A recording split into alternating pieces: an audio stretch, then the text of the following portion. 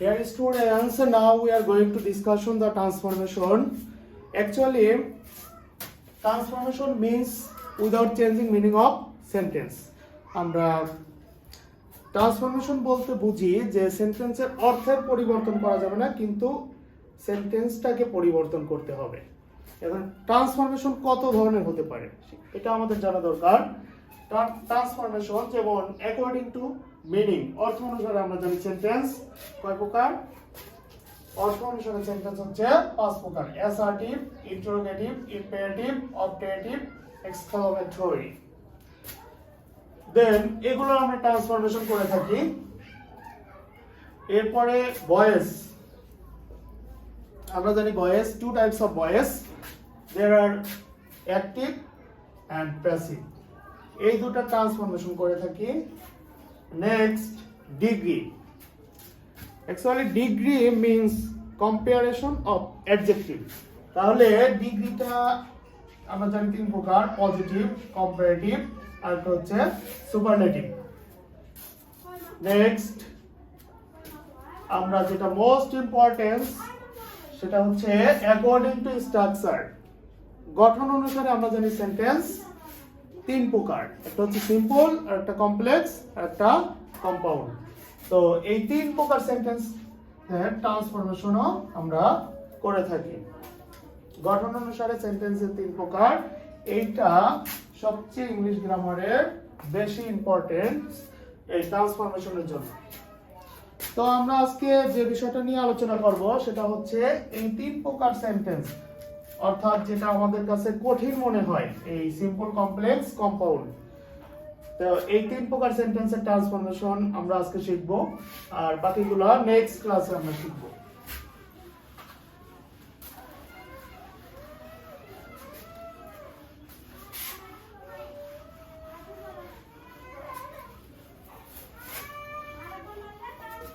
Actually যখন আমরা এই সিম্পল, কমপ্লেক্স, কম্পাউন্ডের ট্রান্সফরমেশন শিখতে যাব তখন আমাদের ক্লজ সম্পর্কে ভালো ধারণা থাকতে হবে। ক্লজ আমরা জানি যে ক্লজ বিশেষ করে যে কমপ্লেক্স এবং কম্পাউন্ডের জন্য যে দুটি ক্লজ সবচেয়ে বেশি প্রয়োজন সেটা হচ্ছে একটা হচ্ছে সাবঅর্ডিনেট ক্লজ,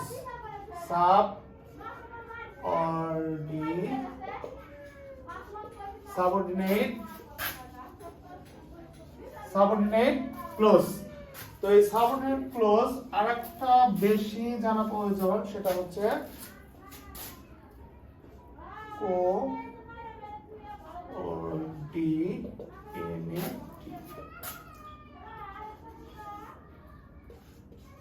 কোঅর্ডিনেটিং ক্লজ।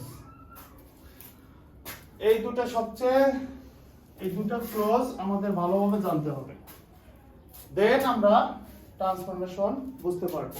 আরেকটা আছে সেটা হচ্ছে simple clause.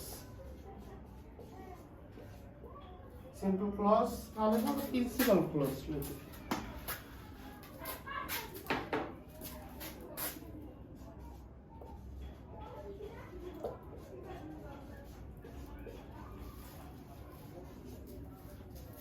Actually coordinating clause বলতে কিছু নাই এখানে। কোঅর্ডিনেটিং ক্লজ বলতে বোঝাচ্ছে দুইটা প্রিন্সিপাল ক্লজকে। তাহলে আমাদের এটা জানা দরকার নাই, এটা আসলে দুইটা প্রিন্সিপাল ক্লজ সম্পর্কে আমাদের ধারণা থাকলেই হবে।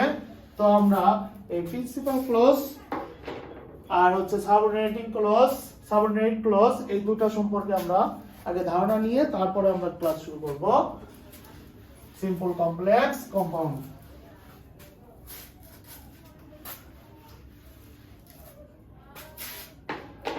এখন সাবঅর্ডিনেট ক্লজ আমরা কিভাবে চিনব?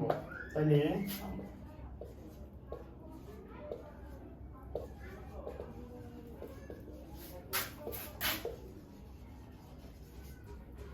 সাবঅর্ডিনেট ক্লজ আমরা যদি সংজ্ঞা বলি তাহলে আমরা এভাবে বলতে পারি যে ক্লজ অন্য ক্লজের উপর নির্ভরশীল, অর্থাৎ অন্য প্রিন্সিপাল ক্লজের উপর নির্ভরশীল, সেটাকে আমরা কি ক্লজ বলবো? Subordinate clause.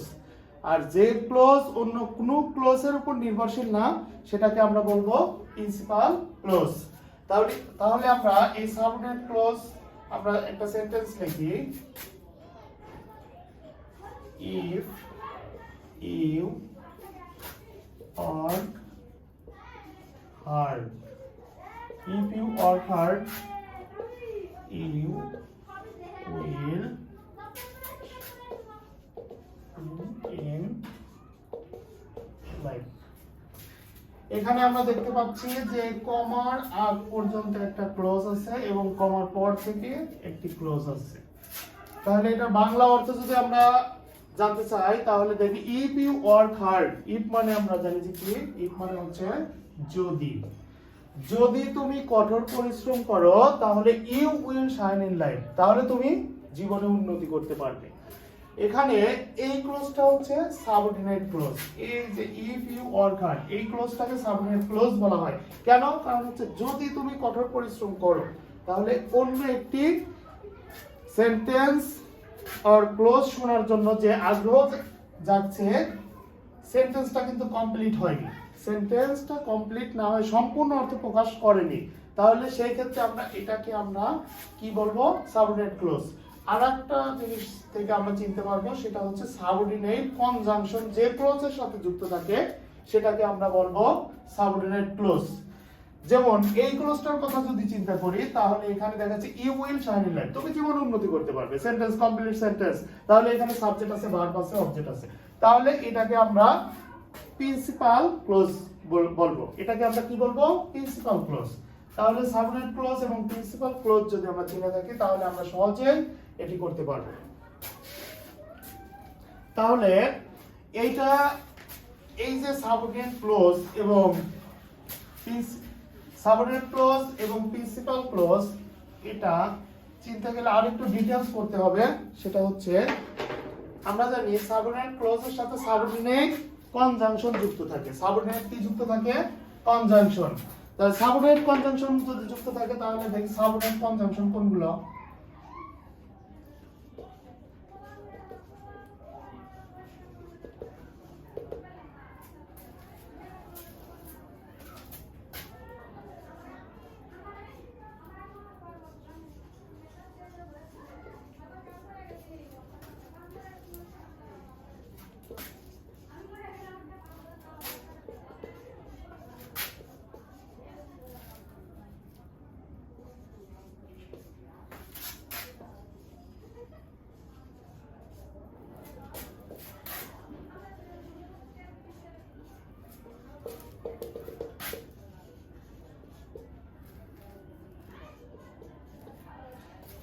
তাহলে এখানে আমি কিছু সাবঅর্ডিনেট কনজাংশন লিখেছি। সাবঅর্ডিনেট কনজাংশন গুলো হচ্ছে ইফ, দো, although, since, as, when, so that, so not that, etc. এগুলোকে আমরা বলে থাকি হচ্ছে কি, সাবঅর্ডিনেট কনজাংশন। তাহলে সাবঅর্ডিনেট কনজাংশন যদি আমরা চিনি তাহলে সাবঅর্ডিনেট ক্লোজটাও আমরা সহজে চিনতে পারবো, কারণ সাবঅর্ডিনেট ক্লোজের সাথে সাবঅর্ডিনেট কনজাংশন যুক্ত থাকে। তাহলে আমরা কিছু উদাহরণ দিলে আরো ভালো বুঝতে পারবো। যেমন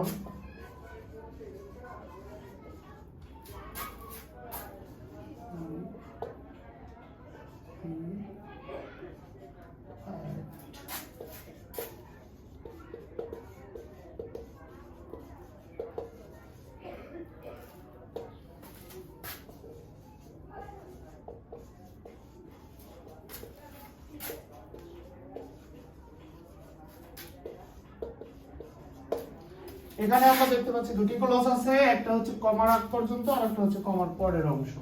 তাহলে দো হি হ্যাড কোয়ালিফিকেশন, যদিও তার যোগ্যতা ছিল, তবুও he did not get a good job, তবুও সে কোনো ভালো চাকরি পায়নি। এই ক্ষেত্রে আমরা যদিও, যদিও তার যোগ্যতা ছিল, যদিও তার কি ছিল, যোগ্যতা ছিল, এইটা শোনার পরে আরেকটি ক্লজ শোনার ইচ্ছা জাগতেছে, এই জন্য এটাকে আমরা কি বলবো, সাবঅর্ডিনেট ক্লজ, আর বাকিটা প্রিন্সিপাল ক্লজ।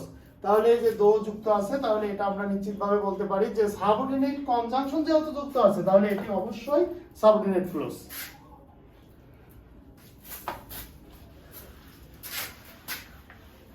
তাহলে সাবঅর্ডিনেট ক্লজ গুলো সাধারণত আমরা জানি কোন সেন্টেন্সে যুক্ত থাকে অ্যাকর্ডিং টু স্ট্রাকচার গঠন অনুসারে কোন সেন্টেন্সে সাবজেক্ট ক্লজ যুক্ত থাকে কমপ্লেক্স সেন্টেন্সে কোন সেন্টেন্সে তাহলে কমপ্লেক্স সেন্টেন্স কাকে বলে যে সেন্টেন্সে কমপ্লেক্স সেন্টেন্স আমরা বলতে পারি যে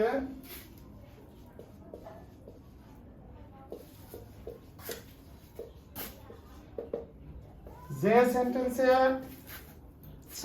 একটি সাবঅর্ডিনেট ক্লজ এবং একটি প্রিন্সিপাল ক্লজ থাকে সেটাকে আমরা সহজেই কমপ্লেক্স সেন্টেন্স বলবো তাহলে কমপ্লেক্স সেন্টেন্স আমরা চিনলাম এরপরে সাবঅর্ডিনেট ক্লজ শিখলাম প্রিন্সিপাল ক্লজ শিখলাম এখন আমরা দেখি কম্পাউন্ড সেন্টেন্সে কি থাকে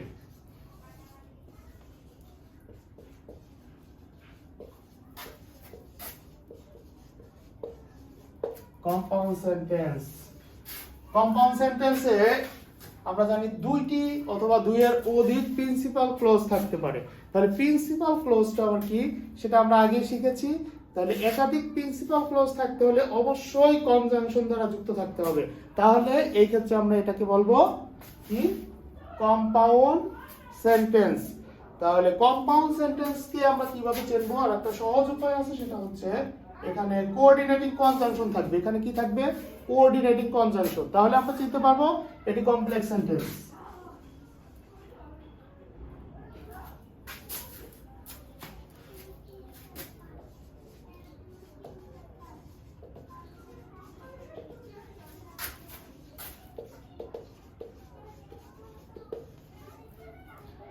কোঅর্ডিনেটিং কনজাংশন কোনগুলো and but or এগুলোকে আমরা কি বলবো coordinating conjunction and but or এগুলো কোঅর্ডিনেটিং কনজাংশন অর্থাৎ যে সেন্টেন্সের মধ্যে কোঅর্ডিনেটিং কনজাংশন গুলো থাকবে সেগুলোকে আমরা কোন সেন্টেন্স বলবো কম্পাউন্ড সেন্টেন্স যে সেন্টেন্সে কোঅর্ডিনেটিং কনজাংশন থাকবে সেগুলোকে আমরা কম্পাউন্ড সেন্টেন্স বলবো তাহলে কম্পাউন্ড সেন্টেন্স আমরা চিনলাম এখন ফর এক্সাম্পল হিসেবে আমরা বলতে পারি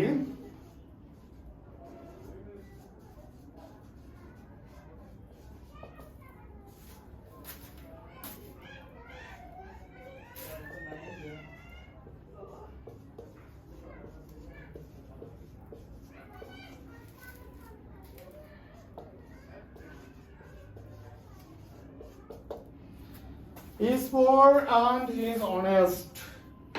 সে গরিব এবং সে সৎ এখানে যেহেতু and যুক্ত আছে তাহলে অবশ্যই এটাকে আমরা কি কম্পাউন্ড সেন্টেন্স বলবো এখানে দুইটা প্রিন্সিপাল ক্লজ আছে he is poor and he is honest এখানে দুইটা প্রিন্সিপাল সেন্টেন্স থাকার কারণে এটাকে আমরা কি বলবো এটাকে আমরা কম্পাউন্ড সেন্টেন্স বলবো এটাকে কি সেন্টেন্স বলবো কম্পাউন্ড সেন্টেন্স বলবো তাহলে আমরা কমপ্লেক্স সেন্টেন্স কম্পাউন্ড সেন্টেন্স চিনেছি এখন সিম্পল সেন্টেন্স আমরা আগে থেকেই জানি যে সাবজেক্ট ভার্ব অবজেক্ট থাকলে সেটা হবে সিম্পল সেন্টেন্স এখানে কোনো কনজাংশন থাকবে না তাহলে সাবজেক্ট সরি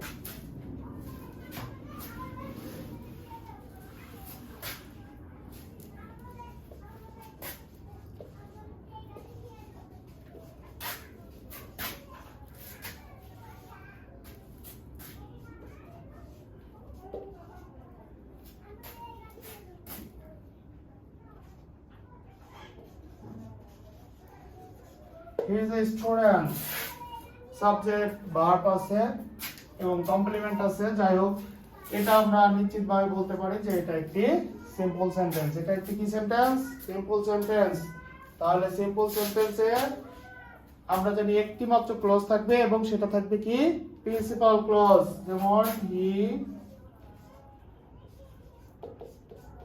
held the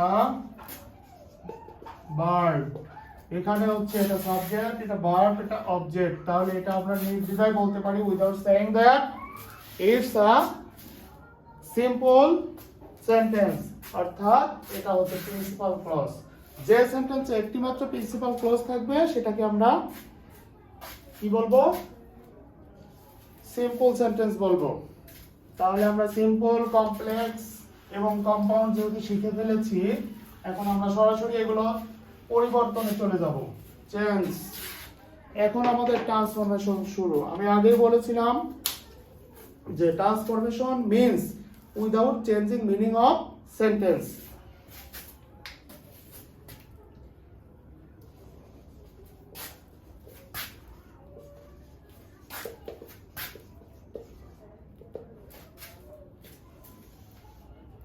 তো আমরা আজকে যেটা শিখবো সেটা হচ্ছে complex to simple. Complex to simple আমরা উদাহরণের মাধ্যমে শিখবো। স্ট্রাকচার দিয়ে যখন আমরা শিখাতে যাই তখন অনেক স্টুডেন্ট বলে যে এটা তাদের জন্য অনেক জটিল এবং কমপ্লেক্স মনে হয়। যখন আমরা উদাহরণ দিয়ে এক্সাম্পল দিয়ে শেখাবো তখন এটা অনেক সহজ মনে হবে।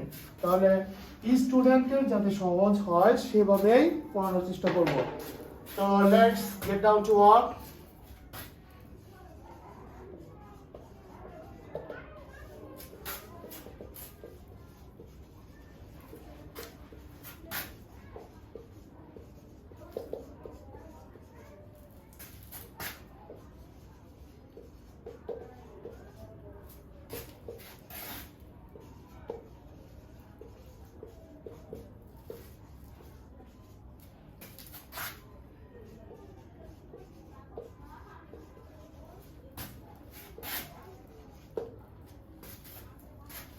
তো আমরা এটা কমপ্লেক্স সেন্টেন্স কিভাবে বুঝবো, কারণ এখানে সেন্স আছে এবং একটি সাবজেক্ট ক্লজ আছে, একটি প্রিন্সিপাল ক্লজ আছে।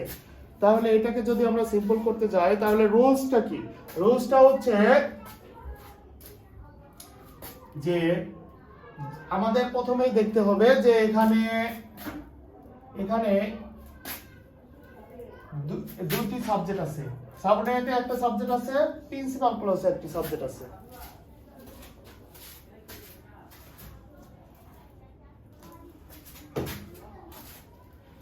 তো এখানে দুইটি সাবজেক্ট আছে, সাবঅর্ডিনেটে একটি সাবজেক্ট আছে এবং প্রিন্সিপাল ক্লজে একটি সাবজেক্ট আছে। তাহলে দুইটি সাবজেক্ট যদি একই ব্যক্তি হয় এবং সেটা যদি সেন্স দ্বারা যুক্ত থাকে তাহলে আমাদের এটার জন্য একটি রুলস আছে। রুলসটা কি? প্রথমে আমাদের যে কাজটা করতে হবে যখন আমরা সিম্পল করতে যাব, এখান থেকে শুরু করে এই সাবজেক্ট এতটুকু আমাদের প্রয়োজন নেই। তাহলে রুলসটা কি? যদি এই ক্ষেত্রে দুইটি সাবজেক্ট একই ব্যক্তি হয় তাহলে আমাদের প্রথম থেকে এই মূল ভার্বের আগ পর্যন্ত, সাবঅর্ডিনেট ক্লজের মূল ভার্বের আগ পর্যন্ত উঠে যাবে। তাহলে এই মূল ভার্বের সাথে আইএনজি যুক্ত হবে প্রেজেন্ট ফর্মের সাথে। তাহলে আমি লিখি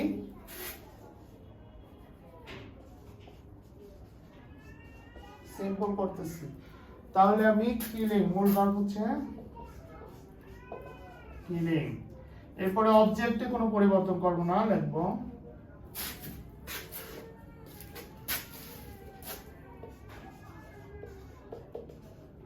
কিলিং দ্য বার্ড। এখন কমা দিয়ে দেব। এই সাবজেক্ট হচ্ছে হি এবং দ্য ওল্ড ম্যান, যেহেতু এটার বাংলা অর্থ হচ্ছে since the old man kill the bird he brought bad luck to the crew. বৃদ্ধ লোকটি পাখিটিকে হত্যা করার কারণে নাবিকদের দুর্ভাগ্য ডেকে এনেছিল। তাহলে এই ক্ষেত্রে আমাদের যে কাজটা করতে হবে, যেহেতু এই দ্য ওল্ড ম্যান যে ব্যক্তি, হি একই ব্যক্তি, তাহলে এই নাউন যে সাবজেক্টটা, এই সাবজেক্টটাকে এই হির পরিবর্তে লিখতে হবে। এই হির পরিবর্তে এই প্রথম সাবজেক্টটা, এক কথা সাবঅর্ডিনেটের সাবজেক্টটা প্রিন্সিপালের সাবজেক্ট হিসেবে ব্যবহার করতে হবে। তাহলে দ্য